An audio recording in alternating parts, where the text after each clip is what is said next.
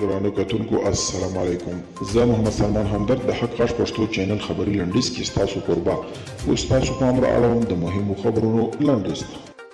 نړیوال بانک له افغانستان سره د خپلو مرستو په دوام دا ځل $130 میلیونه مرستې اعلان کړې دي. دا مرسته تېره ورځ ناوخته تصویب شوې ده. امریکا غواړي په افغانستان کې د خپل ډیپلوماټیک ماموریت د امنیت خوندي کولو لپاره 650 تن امریکایي سرتیري پرېږدي. دا په داسې حال کې دی چې په کابل هوایي ډګر کې میشت امریکایي سرتیري تر هغه مهاله دندې ته دوام ورکوي تر څو د دې هوایي ډګر امنیتي چارې ترکیه عسکرو ته وسپارل شي. د ملګرو ملتونو امنیت شورا پرېکړه کړې ده چې په افغانستان کې د سولې د هڅو ملاتړ لپاره د دوحه کې د طالبانو مرکچیانو درې نورو میاشتو لپاره د دې شورا له بندیزونو آزاد اعلان کړي دي. او د امریکا ولسمشر جو بایدن ویلي هغه افغانانو چې له امریکایانو سره همکاري کړې شاته نه پرېښودل کیږي.